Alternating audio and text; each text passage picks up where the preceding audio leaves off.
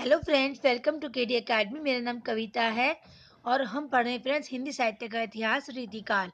कल हमने श्रीपति को पढ़ा था, उसके थोड़े से पद रह गए फ्रेंड्स, आज उसी को हम कंटिन्यू करेंगे। पढ़ने से पहले मैं फ्रेंड्स आपको बता दूं, अगर आप चैनल पर पहली बार आए तो चैनल को सब्सक्राइब जरूर कर लीजिए, बेल आइकन को प्रेस कीजिए जिससे आने वाले वीडियो का नोटिफिकेशन आपको मिल जाए। लाइक कीजिए, शेयर कीजिए। फ्रेंड्स मैं आपको बता दूं कि अगर आपने इससे पहले की वीडियो नहीं देखे हैं तो जाके जरूर देखिए। इससे पहले 5 वीडियो रीतिकाल के और 23 वीडियो भक्ति काल के और 9 वीडियो आदिकाल के अपलोड हो चुके हैं फ्रेंड्स मैं वीडियो के बारे में इसलिए बताती हूँ कि अगर आप चैनल पर नए हैं तो आपको पता चल जाए और आप वीडियो को देखकर लाभ उठा सके। ओके फ्रेंड्स, और सबसे पहले आपका इस चैनल पर जुड़ने के लिए बहुत बहुत धन्यवाद फ्रेंड्स। चलिए स्टार्ट करते हैं। श्रीपति बिलोक की सोती बारिज मलिन होत, हर्षि कुमुद फूले नंद को दुलारो है। रंजन मदन तन गंजन बिरह बिवि खंजन सहित चंदन चंद बंदन तिहारो है। फ्रेंड्स 18वें कवि है वीर। ये दिल्ली के रहने वाले श्रीवास्तव कायस्थ थे। इन्होंने कृष्ण चंद्रिका नामक रस और नायक का भेद का एक ग्रंथ संवत 1779 में लिखा। कविता साधारण है। वीर रस का कवि देखिए। अरुण बदन और फर के विशाल बाहु, कौन को हियो है करे सामने जो रुख को। प्रबल प्रचंड निशीचर फिरे आए, धुरी चाहत मिलाए 10 कंद अंध मुख को। चमकई समरभूमि बरछी सहस फन, कहत पुकारे लंक अंक दीह दुख को। बल्कि बोले वीर रघुबीर धीर, मही पर मीड़ी मारो आज दम मुख को। 19वें कवि है फ्रेंड्स कृष्ण कवि। फ्रेंड्स इनके कवियों को नोट कर लेना। जितने भी रीतिकाल के कवि आए हैं ये ऐसे भी पूछ सकते हैं किसी भी कवि का नाम देकर कि ये कौन से काल के कवि हैं, तो इससे आपको याद रहेगा। अगर रीतिकाल में इतने कवि है तो ये भक्ति काल के नहीं है, आपको ये पता रहेगा। ओके फ्रेंड्स, इसलिए मैं आपको बोल रही हूँ। नोट करते जाइए। अब 19वें कवि आए कृष्ण कवि। ये माथुर चौबे थे और बिहारी के पुत्र प्रसिद्ध हैं। इन्होंने बिहारी के आश्रय दाता महाराज जय सिंह के मंत्री राजा आया मल की आज्ञा से बिहारी सस्ते की जो टीका की उसमें महाराज के वर्तमान कालिक क्रिया का प्रयोग किया है और उनको प्रशंसा भी की है। अतः यह निश्चित है कि यह टीका जय सिंह के जीवन काल में ही बनी। महाराज जय सिंह संवत 1799 तक वर्तमान थे, अतः यह टीका संवत 1785 और 1790 के बीच की होगी। इस टीका में कृष्ण ने दोहों के भाव पल्लवित करने के लिए सविये लगाए हैं और वार्तिक में काव्यांग स्फुट किए हैं। काव्यांग इन्होंने अच्छी तरह दिखाए हैं और वे इस टीका के प्रधान अंग हैं। इसी से ये रीतिकाल के प्रतिनिधि कवियों के बीच ही रखे गए हैं। इनकी भाषा सरल और चलती है और अनुप्रास आदि की ओर बहुत झुकी है। दोहों पर जो सवैये इन्होंने लगाए हैं उनसे इनकी सहृदयता, रचना कौशल और भाषा पर अधिकार अच्छी तरह प्रमाणित होता है। अब इनके सवैये देख लीजिए फ्रेंड्स। शीस मुकुट कटि काछनी, कर मुरली उर माल, यही बानिक मो मन सदा, बसो बिहारी लाल। छवि सुफबि शीस किरीट बनियो, रुचि साल हिये बन माल लसे। कर कंजहि मंजूर अली मुरली, कछनी कटी चारु प्रभा बरसई। कवि कृष्ण कहे लखी सुंदर मूर्ति, यो अभिलाष हिये सर से। थोरे गुण रीझते बिसराई वह बानी, तुमहु कान्ह मनो बहे आजू काल के दानी। है अति आरत मैं बिनती, बहु बार करी करना रस भीनी। कृष्ण कृपा निधि दीन के बंधु सुनो सुनो, तुम काहे को कीनी। रीझते रंजक ही गुण सो, वह बानी बिसारी मनो अब दीनो। जानी परी तुमहु अरिजू, कली काल के दानिन की गति लीनी। 20वें कवि फ्रेंड्स है रसिक सुमति। ये ईश्वरदास के पुत्र थे और सन 1785 में वर्तमान थे। इन्होंने अलंकार चंद्रोदय नामक कौन सा ग्रंथ लिखा फ्रेंड्स, नोट कर लीजिए। अलंकार चंद्रोदय नामक एक अलंकार ग्रंथ कोविलानंद के आधार पर लिखा था फ्रेंड्स, इसको नोट कर लीजिए पूरे को। दोहों में बनाया। पद रचना साधारणता अच्छी है। प्रत्यनिक का लक्षण और उदाहरण एक ही है। देखिए प्रत्यनिक अरि सो ना बस, अरि ही तू ही दुख दे। रवि सो चले न कंज की, दीपति सती हरि ले। 21वें कवि फ्रेंड है गंजन। ये काशी के रहने वाले गुजराती ब्राह्मण थे। इन्होंने संवत 1786 में कमरुद्दीन खां उल्लास नामक श्रृंगार रस का एक ग्रंथ बनाया, जिसमें भाववेद रसभेद के साथ छठ ऋतु का विस्तृत वर्णन किया है। इस ग्रंथ में इन्होंने अपना पूरा वंश परिचय दिया है और अपने प्रपिता महामुकुट राय के कवित्व की प्रशंसा की है। कमरुद्दीन खां दिल्ली के बादशाह के वजीर थे और भाषा काव्य के अच्छे प्रेमी थे। इनकी प्रशंसा गंजन ने खूब जी खोलकर की है, जिससे जान पड़ता है उनके द्वारा कवि का यह बड़ा अच्छा सम्मान हुआ था। उपयुक्त ग्रंथ एक अमीर को खुश करने के लिए लिखा है। इससे ऋतु वर्णन के अंतर्गत उसमें अमीरी, शौक और आराम के बहुत से सामान गिनाए गए हैं। इस बात में ये ग्वाल कवि से मिलते जुलते हैं। इस पुस्तक में सच्ची भावुकता और प्रकृति रंजन की शक्ति बहुत अत्य है।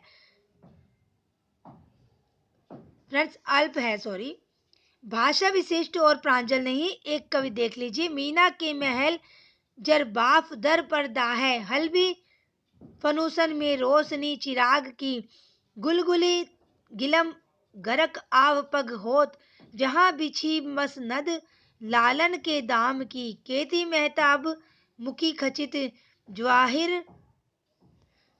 ज्वाहरिन गंजन सुकवि कहे बोरी अनुराग की, एतमाद दो ला कमरुद्दीन खाके मजलिस, सिसिर में ग्रीसम बनाई बड़ भाग की।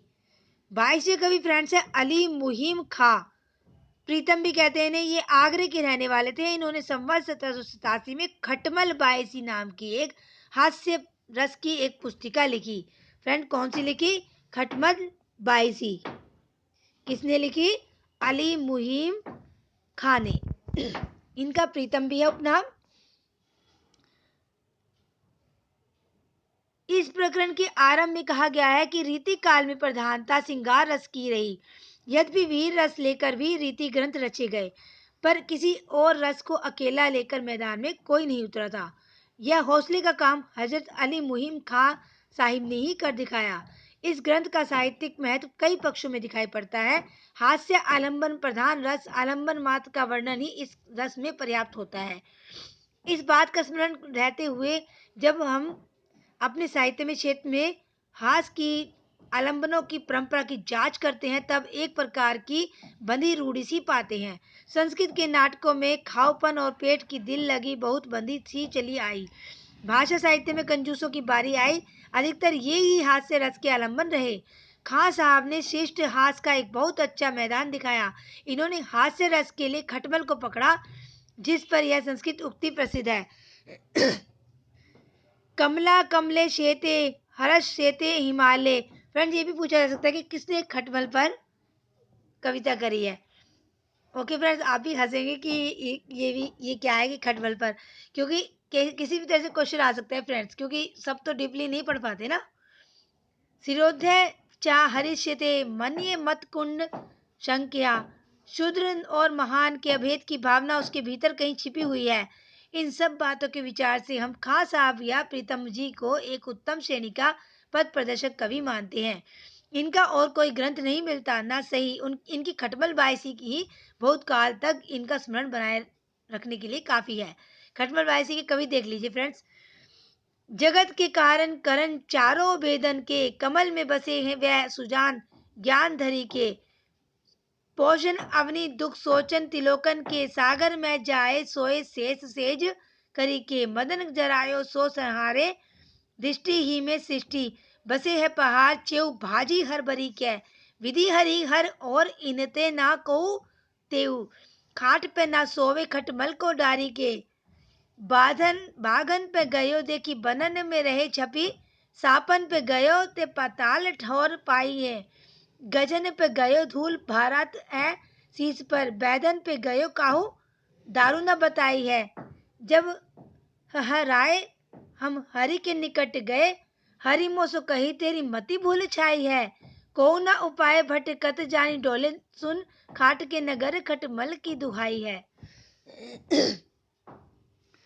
23वें कवि फ्रेंड दास कवि है। इन्हें भिखारी दास भी क्या, इनका भिखारी दास नाम है। सॉरी फ्रेंड्स, ये प्रतापगढ़ के पास त्यागा गांव के रहने वाले श्री वास्तव कायस्थ थे। इन्होंने अपना वंश परिचय पूरा दिया है। इनके पिता कृपाल दास पितामह, वीर भानु प्रपितामह राय रामदास और वृद्ध प्रपितामह राय नरोत्तम दास थे। दास जी के पुत्र अवधेश लाल और पौत्र गौरी शंकर थे, जिनके अपुत्र मर जाने से वंश परंपरा खंडित हो गई। दास जी के इतने ग्रंथों का पता लग चुका है। नोट कर लीजिए फ्रेंड्स, इनके दास जी के ग्रंथ जो है भिखारी दास के, ये पूछे जाते हैं। नोट कर लीजिए सारे, मैं अंडरलाइन कर रही हूँ। ओके फ्रेंड्स, अब मैं पढ़ के बता देती हूँ इनको आपको। रस सारांश संवत 1799, संदर्भ पिंगल संवत 1799, काव्य निर्णय संवत 1803, श्रृंगार निर्णय संवत 1807, नाम प्रकाश कोश संवत 1795, विष्णु पुराण भाषा 2 छपाई में, छंद प्रकाश शतरंज शतिका अमर प्रकाश संस्कृत अमर कोश भाषा पथ में। अब फ्रेंड्स इनके बारे में थोड़ा थोड़ा बताया गया है। काव्य निर्णय जो है दास जी की, उसके बारे में थोड़ा है। काव्य निर्णय में दास जी ने प्रतापगढ़ के सोमवंशी राजा पृथ्वी सिंह के भाई बाबू हिंदुपति सिंह को अपना आश्रयदाता लिखा है। राजा पृथ्वीपति संवत 1791 में गद्दी पर बैठे थे और 1807 में दिल्ली के वजीर सफदरजंग द्वारा छल से मारे गए थे। ऐसा जान पड़ता है कि संवत 1806 के बाद इन्होंने कोई ग्रंथ नहीं लिखा, अतः इनका कविता काल संवत 1785 से लेकर संवत 1807 तक माना जा सकता है। काव्यांगों के निरूपण में दास जी को सर्वप्रधान स्थान दिया जाता है। क्योंकि इन्होंने छंद, रस, अलंकार, रीति, गुण, दोष, शब्द शक्ति आदि सब विषयों का औरों से विस्तृत प्रतिपादन किया है। श्रीपति से इन्होंने बहुत कुछ लिया है। इनकी विषय प्रतिपादन शैली उत्तम है और आलोचन शक्ति भी इनमें कुछ पाई जाती है। जैसे हिंदी काव्य क्षेत्र में इन्हें परकिया के प्रेम की प्रचुरता दिखाई पड़ी, जो रस की दृष्टि से रसभास के अंतर्गत आता है। बहुत से स्थलों पर तो राधा कृष्ण का नाम आने से देव काव्य का आरोप हो जाता है और दोष का कुछ परिहार हो जाता है, पर सर्वत्र ऐसा नहीं होता। इसे दास जी ने स्वकीय का लक्षण ही कुछ अधिक व्यापक करना चाहा और कहा, श्रीमानन के भोन में भोग्य भामनी और तिनहु को सुख यहाँ में गणेश कवि सिरमोर। पर यह कोई बड़े महत्व की उद्भावना नहीं कही जा सकती। जो लोग दास जी के हाव के नाम लेने पर चौंके हैं, उन्हें जानना चाहिए कि साहित्य दर्पण में नायिकाओं के स्वभाव अलंकार 18 कहे गए हैं। लीला, विलास, विशुद्धि, विवोक, किलकिंचित, मोटायित, कुटमित, विभ्रम, ललित, विहत, मद, तपन। फ्रेंड्स नोट कर लो जितने भी ये भाव है, जो 18 अलंकार कहे गए स्वभावज के, ये नोट कर लो। किसी भी तरह से कुछ भी क्वेश्चन पूछा जा सकता है। ये नायिकाओं के स्वभाव अलंकार हैं कि नायिका का जो स्वभाव है उसके ऊपर अलंकार बनाए गए हैं। जो लीला विलास, विच्छिदति, विभोग, किलकिंचित, मोटयायित, कुटमित, विभ्रम, ललित, विहत, मद, तपन, मोग्ध्य, विक्षेप, कुतूहल, हसित, चकित और केली। इनमें से अंतिम 8 को लेकर यदि दास जी ने भाषा में प्रचलित 10 भावों में जोड़ दिया तो क्या नई बात की। यह चौंकना तब तक बना रहेगा जब तक हिंदी में संस्कृत के मुख्य सिद्धांत ग्रंथों के सब विषयों का यथावत समावेश न हो जाएगा और साहित्य शास्त्र का सम्यक अध्ययन न होगा। दास जी के आचार्यत्व के संबंध में भी हमारा यही कथन है, जो देव आदि के विषय में यद्यपि इस क्षेत्र में औरों को देखते दास जी ने अधिक काम किया है, पर सच्चे आचार्य का पूरा रूप इन्हें भी प्राप्त नहीं हो सका है। परिस्थिति से ये भी लाचार थे। इनके लक्षण भी व्याख्या के बिना अपर्याप्त और कहीं कहीं भ्रामक है और उदाहरण भी कुछ स्थलों पर अशुद्ध है। जैसे उपादान लक्षणा लीजिए, इसका लक्षण भी गड़बड़ है और उसी के अनुरूप उदाहरण भी अशुद्ध है। दास जी भी औरों के समान वस्तुतः कवि के रूप में ही हमारे सामने आते हैं। दास जी के साहित्यिक और परिमार्जित भाषा का व्यवहार किया है। श्रृंगार ही उस समय का मुख्य विषय रहा है, अतः इन्होंने भी उसका वर्णन विस्तार देव की तरह बढ़ाया है। देव ने भिन्न भिन्न देशों और जातियों की स्त्रियों के वर्णन के लिए जाति विलास लिखा। फ्रेंड्स नोट कर लो, देव ने क्या लिखा? जाति विलास, जिसमें नाइन धोबिन सब आ गई। पर दास जी ने रसाभाव के डर से या मर्यादा के ध्यान से इनका आलम्बन के रूप में ना रखकर दूती के रूप में रखा है। इनके रस सारांश में नाइन, नटिन, धोबिन, कुम्हारिन, बरीन सब प्रकार की दूतियां मौजूद है। इनमें देव की अपेक्षा अधिक रस विवेक था। इनका श्रृंगार निर्णय अपने ढंग का अनूठा काव्य है। उदाहरण मनोहर और सरस है।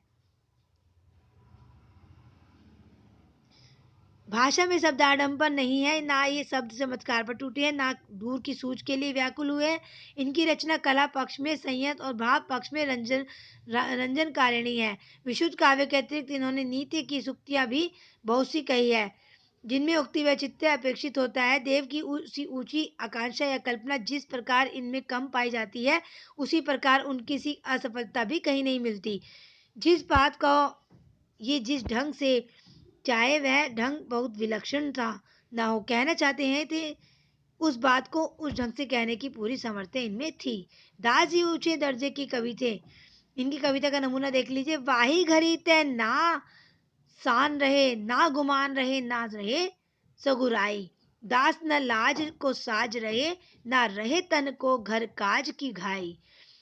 हाँ दिख साध निवारे रहो, तब हो लो बटु सब भांति भलाई।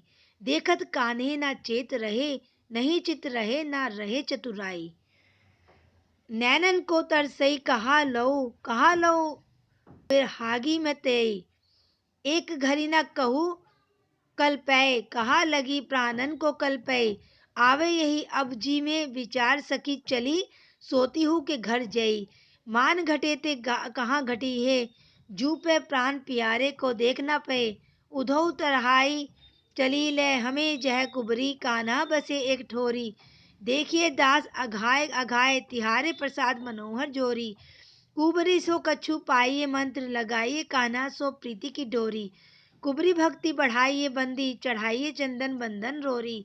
कढ़ी के निसंक बैठी जाती झुंड झुंडन में, लोगन को देखी दास आनंद पगती है।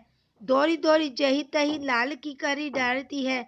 अंक लगी कंठ लगी बे को उमगती है।